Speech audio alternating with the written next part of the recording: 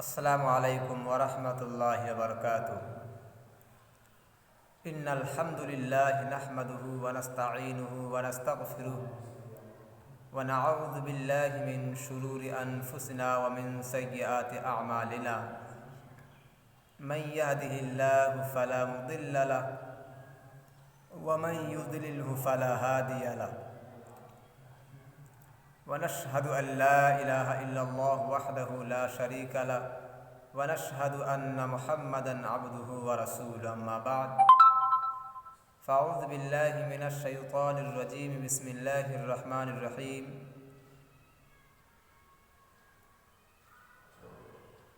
وإذ قال ربك للملائكة إني جاعل في الأرض خليفة الآية۔ اس دنیا کے اندر اللہ تبارک و تعالی نے جس انسان کو اس دنیا میں بھیجا اور سب سے پہلے بھیجا، جس کا نام دادا آدم علیہ السلام ہے، اور اس کی زندگی سے لے کر اب ہماری زندگی تک اس بیچ میں صدیوں، ہزاروں ہزار برس، لاکھوں لاکھوں برس، اربوں کروڑوں برس گزر گئی، لیکن اس بیچ میں ایسی کہانیاں بھی گزر گئی جن سے صرف آپ اور ہم نہیں، کئی لوگ اس سے واقف نہیں ہیں۔ ہزاروں ہزار چیز اس دنیا سے گزر گئی جو ہماری اور آپ کی نظر سے بالکل غائب ہے۔ کچھ ایسی چیزیں ہیں جس سے ہم اور آپ، اللہ تبارک و تعالی نے امت محمدیہ پر کلام پاک جیسی کتاب نازل کر کے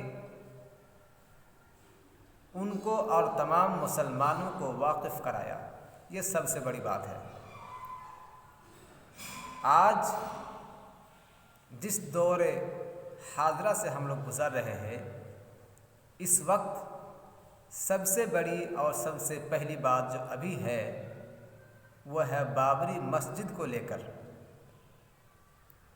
ہم پھر بابری مسجد کے سلسلے میں پھر ہم آج اس ویڈیو میں آپ کے سامنے روبرو ہو رہے ہیں، چونکہ اس موضوع پر، اس بات پر لاکھوں بار آپ سے بات کرنے کا دل چاہتا ہے، چونکہ اس لیے مسجد کا جو سلسلہ ہے، اس لیے یہودوں نے، نصارہ نے تمام انبیاء علیہ السلام کو کیا چیز سے اور کیا کر کے نہیں ستایا۔ سب سے پہلے نوح علیہ السلام جو 950 برس تک اس دنیا دھرتی کے اندر لوگوں کو سمجھایا، لیکن تمام لوگوں نے ان کی باتوں سے انکار کرتا رہا، اور ان کی باتوں سے انکار کرتے کرتے اللہ تبارک و تعالیٰ نے ان پر عذاب مسلط کر دیا۔ وہ یہ تھی کہ ان کا ایک وحدانیت، ایک اللہ رب العالمین کی پرستش، ان کی پوجا، ان کی عبادات کرنے کا دعوت تھا، جس کو ان لوگوں نے ٹھکرایا، اور بہت زبردست طریقے سے ٹھکرایا۔ جس طریقے سے ان لوگوں نے حضرت نوح علیہ السلام کو تکلیف دی، تانا مارا، جس انداز سے ان کو ان لوگوں نے تکلیف دی وہ بالکل قابل برداشت ہے ہی نہیں، لیکن پھر بھی حضرت نوح علیہ السلام نے ان تکالیف کو برداشت کرتے ہوئے لوگوں کو دعوت دیا، لیکن ان لوگوں نے ان کی دعوت کو ٹھکراتے اپنے آپ کو عذاب الہی تک پہنچا دیا، اور عذاب الہی نے اسے لے ڈوبا۔ اس بات کو ہم مد نظر رکھتے ہوئے حضرت موسیٰ علیہ السلام کی زندگی تک پہنچتے ہیں۔ حضرت موسیٰ علیہ السلام نے کس طرح زندگی گزاری اور ان کو کن کن لوگوں نے تکلیف دی، اور وہ سب سے بڑے شخص جس نے اس کو تکلیف دینے میں کوئی کسر نہیں چھوڑی، جس کا نام آپ جانتے ہیں، آپ ان سے واقف ہیں، جن کا نام فرعون ہے۔ اس کے بارے میں 10 گھنٹہ بھی اگر ہم اس ویڈیو میں بات کرتے رہیں آپ سے تو کم ہوگا۔ اس کی فہرست، اس کی تکلیف دینے کی جو فہرست ہے، جو لسٹ ہے، ان لسٹ کو اگر ہم گنوانا آپ سے شروع کریں اور ہم گن گن کر ان کی باتوں کو ہم آپ کے سامنے رکھنا چاہیں تو بھی وہ باتیں کم پڑ جائیں گی۔ حضرت موسیٰ علیہ السلام نے جس طرح تکلیف ان کو دی گئی، حضرت موسیٰ علیہ السلام کو فرعون نے جو تکلیف، جو مصیبتیں انہوں نے جھیلی ہے، ان کو جھیلتے ہوئے بھی انہوں نے دعوت دی، اور ان کی دعوت کو فرعون نے کس کس طرح ٹھکرایا ہے، اس سے آپ بالکل بخوبی واقف ہیں۔ اس لیے اس سلسلے میں اللہ تبارک و تعالیٰ نے جو بھی چیزیں نبی علیہ السلام کو دی ہے، ان میں کہیں نہ کہیں بہت بڑی بات ہے، اور ان تمام باتوں کو، ان تمام کاموں کو ان لوگوں نے ٹھکرایا جیسے آج ہے۔ اس لیے ہم تمام لوگ اچھی باتوں کی صلاح دیتے ہوئے خود بھی کریں۔ اس لیے ہم تمام لوگوں کو چاہیے کہ کئی ایک چیز سے ہمیں سبق لینی چاہیے۔ حضرت موسیٰ علیہ السلام کو جس طرح فرعون نے ان کے قوم کے مرد کو،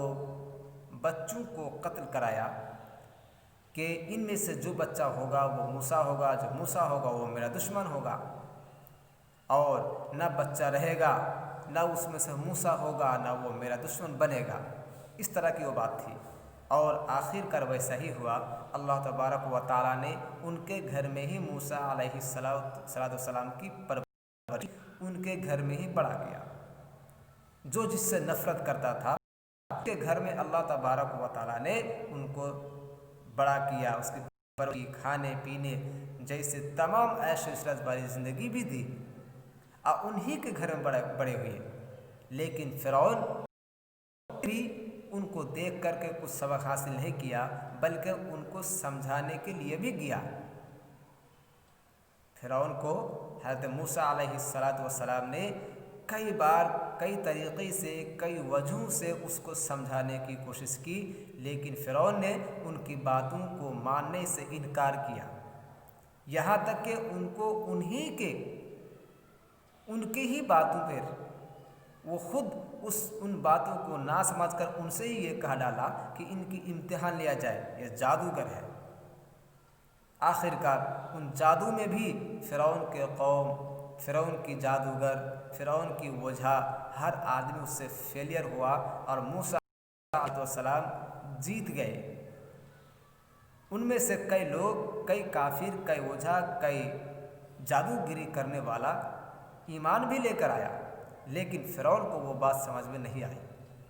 چونکہ وہ جانتا تھا اور وہ یہی بات سمجھ رہا تھا کہ ہم اس دنیا میں انا ربکم الاعلیٰ کہتے ہیں، ہم اس دنیا میں سب کا مالک ہیں۔ لیکن اللہ تعالیٰ نے اس سے اس بات سے بھی آگاہ کرایا، دیکھو تم ایک انسان ہی ہو، تم ایک انسان ہی ہو، تمہیں انسانوں کی ہی کام کرنے چاہیے۔ السلام علیکم ورحمۃ اللہ۔